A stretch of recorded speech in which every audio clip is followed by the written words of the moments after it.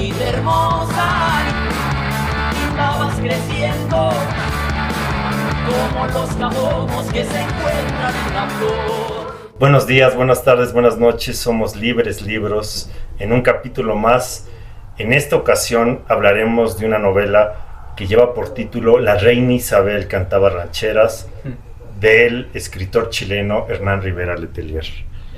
El título saca de onda, ¿no? Uno piensa que va a ser una historia sobre Inglaterra, y los buenos o sobre México, ¿no? Sobre México. Sobre alguien que canta rancheras. Sin embargo, elegí este libro porque nos muestra una cualidad de la literatura, que es rescatar lo perdido, darle vida a lo olvidado, salvar cierto pasado del futuro, ¿no? Del futuro que no tiene piedad. Y en este caso, el mundo de Rivera Letelier, no nada más en esta novela, sino en todas las obras, es el mundo de las salitreras del norte de Chile. El salitre es un mineral que fue muy importante para la agricultura a finales del siglo XIX y en parte del siglo XX, y entonces en estos países latinoamericanos consagrados a la exportación de materias primas, pues el salitre fue esa especie de oro blanco que fue saqueado de los desiertos chilenos para llevárselo a Inglaterra o a otras partes del mundo desarrollado, para llevar la agricultura a niveles nunca antes vistos. Sin embargo, ya desapareció el salitre, ¿no? O sea, ya no es ese oro blanco, así como hay oro verde y el petróleo y todo esto, ya no existe porque se empezó a hacer de manera química, ¿no? Entonces, los químicos, los fertilizantes químicos desplazaron al salitre y por lo tanto hicieron que los campamentos de salitre quedaran como pueblos fantasmas. Y con ello, los sueños, las aspiraciones, los heroísmos, las tragedias, pues también quedaron ahí como algo en este mundo que existió y que en esta visión progresista, pues que no había necesidad de rescatar. Y me parece que Rivera Letelier, con mucho talento, recrea este mundo del que él formó parte para presentarnos la vida, las luchas, las pasiones, las tragedias de hombres y mujeres que dieron vida a los campamentos de salitre y que con su trabajo sostuvieron esta industria llevándose muy poco, ¿no? Explotación atroz, ¿no? Y de esto va, pero sin parecería una tragedia, ¿no? Una épica trágica que estoy contando, pero Rivera Letelier tiene el gran talento de mostrar estos personajes que son obreros, que son sus familias de estos obreros, prostitutas, que había muchos, porque muchos obreros llegaban solos. Entonces las prostitutas fueron parte de la comunidad de los campamentos de salitre, con toda su dignidad, ¿no? O sea, muestra al mundo plebeyo de abajo de las salitreras con mucha dignidad, con mucho humor, y nos presenta pues la vida y las aventuras, las anécdotas, los apodos de este mundo que parecería otro mundo, ¿no? En ciertos momentos. Y bueno, creo yo que es una novela con la que uno aprende mucho de estos enclaves de Chile, ¿no? De que no todo es las grandes ciudades chilenas y sus grandes intelectuales, sino también el pueblo, ¿no? El pueblo de abajo, el pueblo trabajador, aprende mucho de humor. Y en caso a mí como mexicano me encanta, ¿no? Que hay unas referencias impresionantes al cine mexicano y a la música mexicana, lo que algunos llaman la mexicanería abundante, que es parte de la cultura de las clases trabajadoras de nuestra América, ¿no? Entonces, La Reina Isabel es el nombre de una prostituta que cantaba muy bien rancheras y que empieza a ser como una figura que conecta muchas historias, porque es no cualquier prostituta, es la gran prostituta de un campamento salitrero, y está contando su final, su muerte de la Reina Isabel y su historia, y al mismo tiempo también el fin de los campamentos salitreros que van cerrándose y que empieza a cerrarse como como un destino que llega, ¿no? Y entonces llega con mucha tragedia, pero que los sujetos, los trabajadores, las prostitutas, su familia, pues tienen que hacer, tienen que darle una vuelta al destino, tienen que recrear su vida, tienen que resistir y enfrentarse a ese destino cruel, y lo hacen con dignidad, con humor y con mucha memoria. Le doy la palabra a estos señores para seguir enriqueciendo este capítulo sobre la reina Isabel cantaba rancheras. Sí, es una obra que me gustó la historia. Debo confesar que no me atrapó del todo.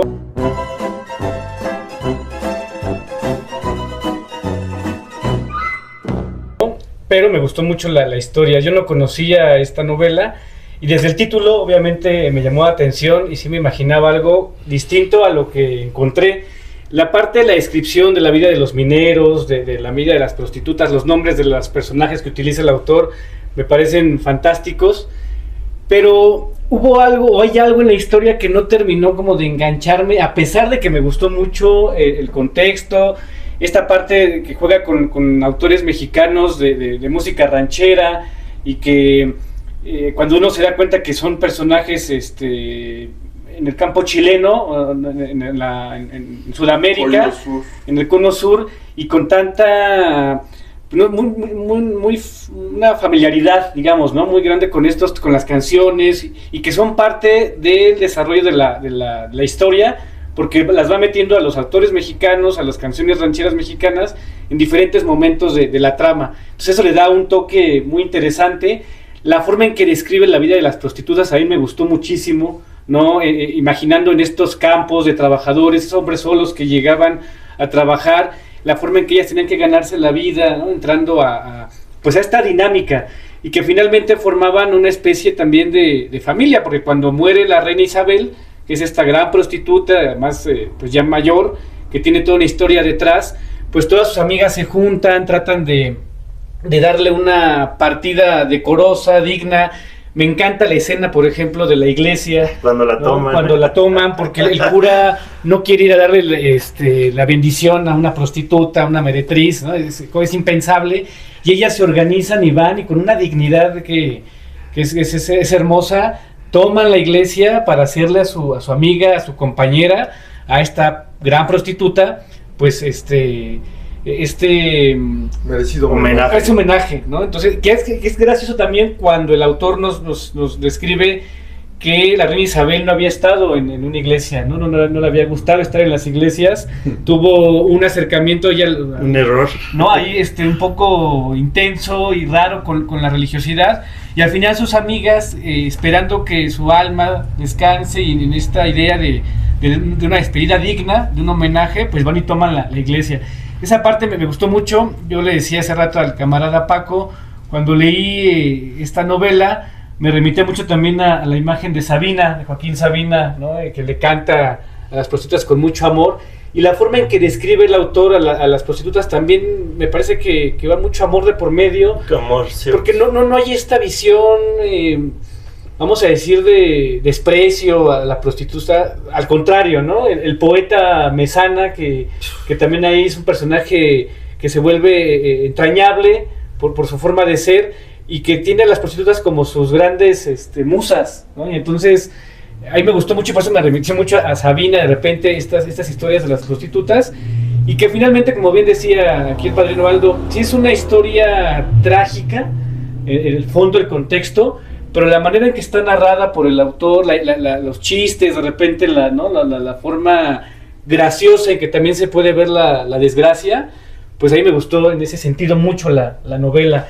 Y también debo reconocer, aprender un poquito de la historia de Chile y de su contexto social, político en esa época, pues es interesante, porque hay que, digamos, cuando uno empieza a leer la novela y te vas de corrido, yo sí tuve un momento que detenerme y regresar un poco y buscar información del Chile de esa época, claro. Porque finalmente sí te está narrando una situación, un contexto muy particular, que por ejemplo en obras que hemos aquí ya compartido, de autores mexicanos, pues que quizá tengamos más cercano el contexto por la historia, ¿no?, de nuestro país, pero en esta parte me parece fue también una sorpresa interesante para mí de la novela, el acercarme y el recordar esta parte de la historia chilena, y además del origen del autor, ¿no?, que el autor pues fue minero también, o sea, es periodista, es escritor, pero es un minero, y entonces lo que te cuenta, así como otros autores que han vivido de lleno las experiencias que luego nos van a regalar en sus obras, pues este autor tiene esa cualidad, ¿no?, que vivió con los mineros, que estuvo de alguna manera cercano a estos campamentos, a esta vida, entonces tiene una facilidad para retratarla, ¿no?, que en ese sentido la hace muy, muy entretenida la historia de esta prostituta, la reina Isabel. Sí, yo creo que ese es como el gran aporte de este libro, ¿no? La reivindicación de las clases populares como protagonistas de su misma historia, ¿no? Que yo creo que es algo que no vamos a encontrar, pues sobre todo en la gran literatura. No vemos que este tipo de personajes, o sea, sean los que van a protagonizar la historia. Generalmente son tangenciales, son alivios cómicos, son otra cosa, pero no pueden ser ellos el centro, ¿no? Y creo que eso es lo más relevante que hace esta novela, que es, pues, número uno, recuperar las voces, la forma incluso en la que hablan, la forma en la que se les conoce y se les reconoce. Todos tienen apodos chuscos, ¿no? Extraños, sí, raros. Que también yo creo que es parte de la experiencia, pues tiene que haber una universalidad ahí. Yo creo que es, pues, parte de la experiencia latinoamericana. Generalmente, como nos vamos conociendo desde pequeños, es más luego con apodos que con un nombre de pila, ¿no? Entonces me gustó la novela, o sea, encontré cosas bastante interesantes, bastante frescas. No sabía que era del 94 el texto, pero pues suena bastante contemporáneo, sin dejar de tener ese trasfondo histórico, ¿no? De las menciones al golpe, lo que eso implicó para los oprimidos, además para estos oprimidos que viven en el lugar más seco de la tierra, ¿no? El desierto del Atacama, si tiene un récord que ostentar es ese. Y cómo se ha ido transformando esa miseria de unas formas a otras. Hoy por hoy, una buena parte de ese desierto es un basurero de ropa que sobra en este mundo y que van y que la tiran ahí y pues que es una tristeza, ¿no? Algo que me llama mucho la atención del texto, y perdón si a huevo quiero como llevar las cosas a lo mexicano, pero es esa presencia, ¿no?, tan fuerte que tiene la cultura mexicana. Y bueno, en otras entregas hemos hablado de la tragedia de la posrevolución y de la falta de haber cumplido con el cometido, pero no puede uno dejar de lado ese tipo de cosas. Cómo México se vuelve un referente a nivel, por lo menos América Latina, es el lugar al que hay que voltear, y su revolución va a ser un factor importante para ello.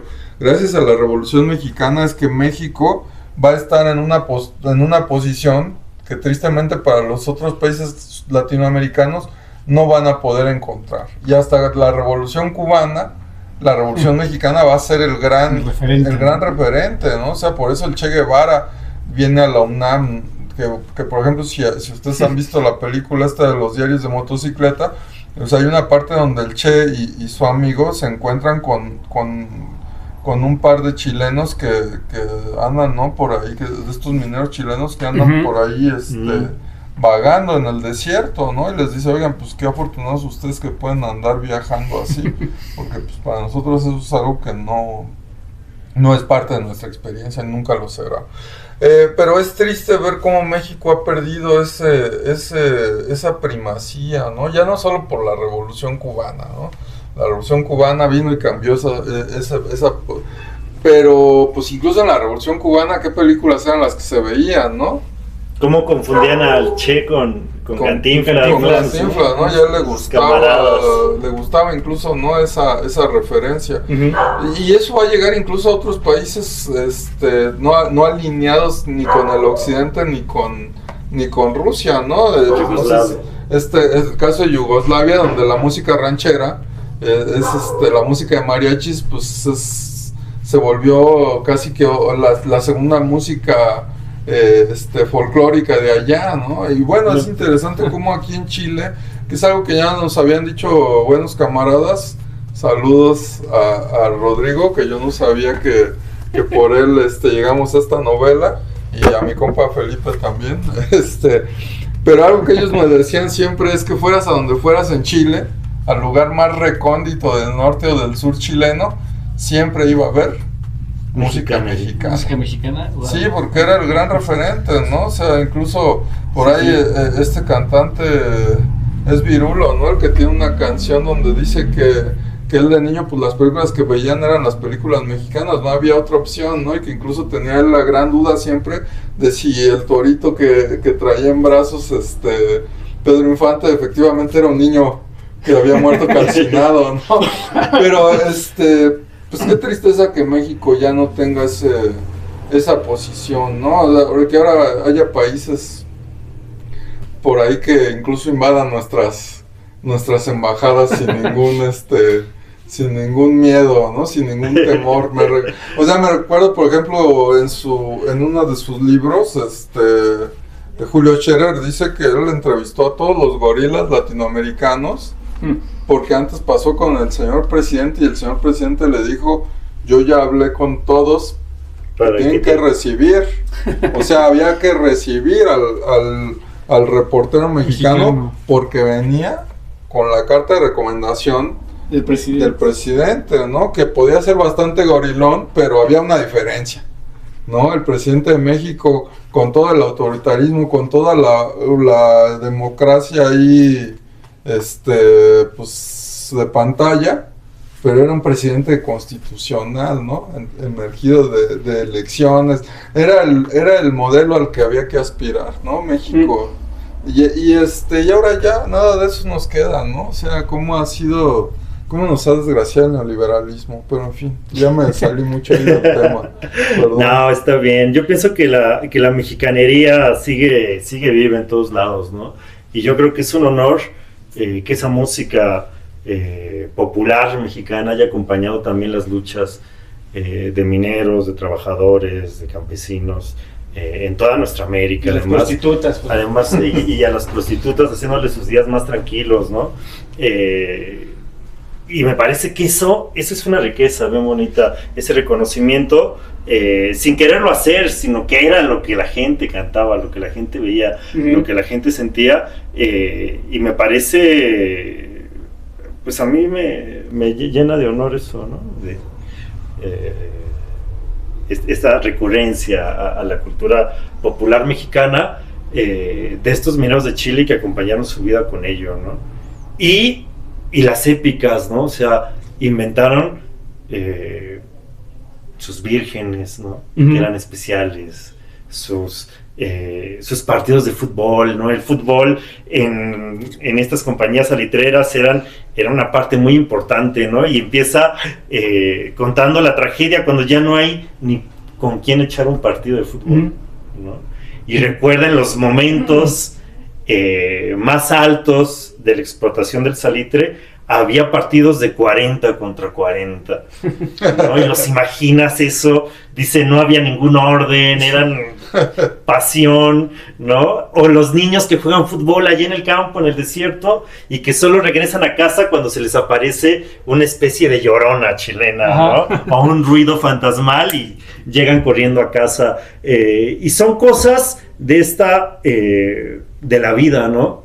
De que por más explotación, por más marginación, por más soledad, la vida se recrea, y se recrea en crear colectividad, en crear apodos, en inventarse mitos, en ser jocoso, en inventarse sueños, porque, y a mí me parece que una parte muy, muy sublime de la novela, y es un gran logro, ¿no? Porque a veces pareciera que solo es hasta un poco costumbrista la literatura de Rivera Letelier, ¿no? Que es rescatar este mundo, pero cuando está dando las últimas palabras a la reina Isabel, el poeta Mesana empieza a recitar un poema bellísimo sobre las salitreras, pero en medio de ese poema también narra una utopía, ¿no?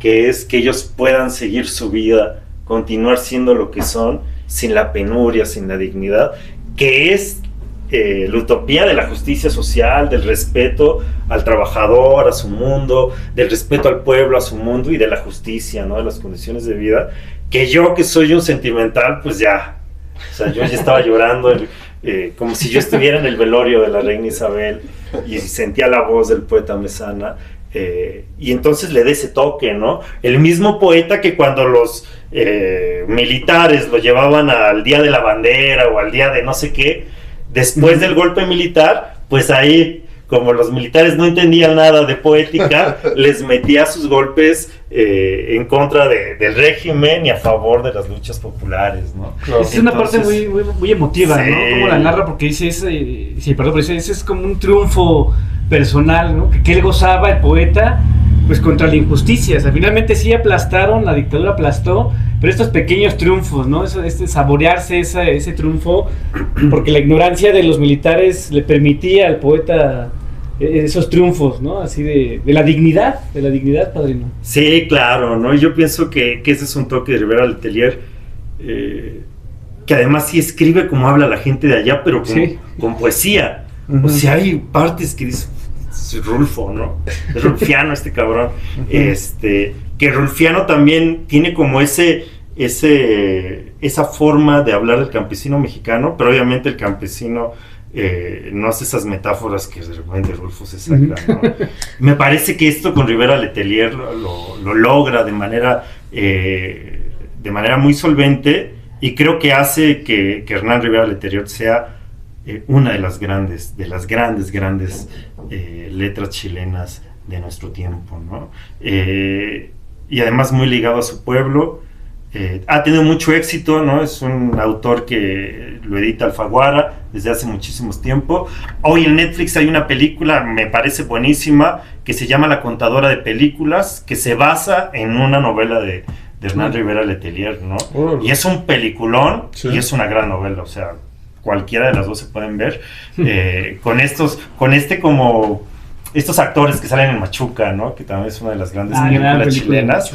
Vuelve a salir esta niña y otros autores de esa película, y entonces te dan otra mirada al mundo de las salitreras, y la literatura pues mantiene viva la voz de esos valientes obreros, de esas valientes prostitutas, dignos obreros, dignas prostitutas, sus familias, sus luchas, sus sueños, sus mitos, sus chascarrillos, sus bromas, sus apodos, que hay unos buenísimos, hay unos apodos que dices, no más, ¿cómo puede escribirlo además, ¿no? Para que la gente se entere, y yo creo que por eso y otras cosas vale mucho la pena acercarse como mexicano a la obra del maestro Hernán Rivera Letelier, y a la reina Isabel cantaba rancheras.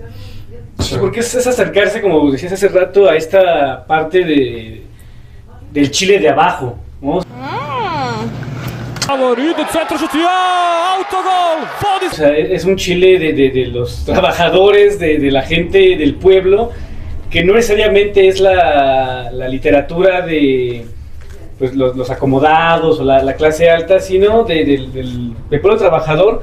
Entonces, justo los apodos, de repente estas palabras que el autor utiliza, vuelven, o sea, interesante leer el texto, pero también dice, ay, güey, ¿qué quiere decir de repente con esas palabras? Porque son cosas también muy locales, ¿no? Muy del pueblo chileno, de los trabajadores, del salitre. Entonces, también esa parte es muy interesante, ¿no? Y había algo que me dejó un buen sabor de boca, el saber, el conocer que esta influencia de la cultura mexicana en los pueblos sudamericanos es muy fuerte, más allá, ahora que se puso de moda, de personajes como el Chavo del Ocho o el Chapulín Colorado, que hay mucho esta pues imagen de los sudamericanos, los chilenos, los brasileños, los argentinos, viendo estos personajes de Roberto Gómez Bolaños y diciendo eso es México. Y cuando lees a este autor y esta novela en particular, pues te describe que los chilenos ya tienen una referencia mexicana. A veces más que la de uno, ¿no? No, O sea, hay mucho más- autores rancheros que dice uno, Mucho más digna no lo conozco. mucho más digna que tener a Gómez Bolaños Sí, claro. como una referencia del 8 en México, porque aquí mencionan a Cebes Mejía, a Sí. Antonio Aguilar, o sea, estos cantantes y esta, pues sí, las canciones rancheras. Entonces esta referencia a mí se me hizo bastante chévere, o sea, que el pueblo chileno tenga, más allá del Chapulín Colorado, la cultura mexicana, que es riquísima, ¿no? Entonces, al momento de descubrir esto en la novela, a mí me reconfortó bastante, ¿no? Que no se quedan en esos personajes, ¿no? Del polémico señor Gómez Bolaños, ¿no?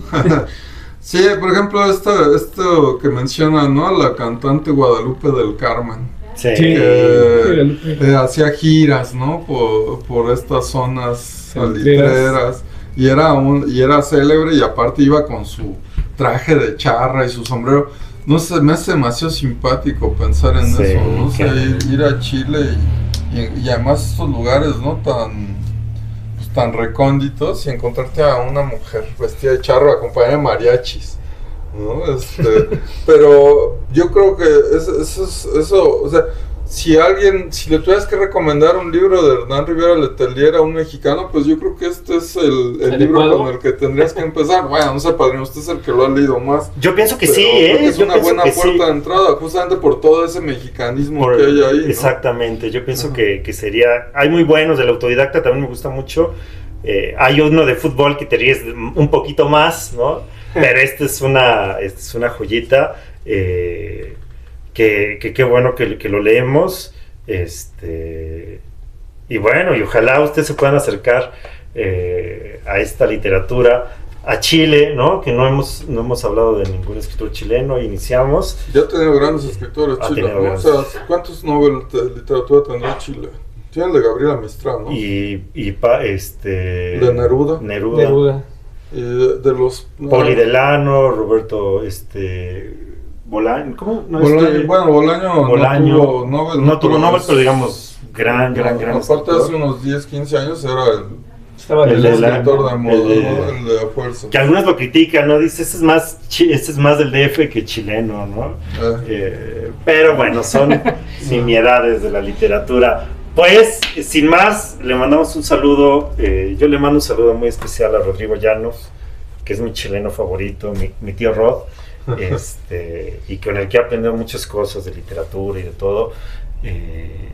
En fin, cerramos hoy y nos vemos a la próxima. No olviden darle me gusta, seguir, comentar, compartir. Comentar. Sí. Siempre nos gusta leerlos, ojalá nos puedan comentar más y hasta la próxima. Gracias.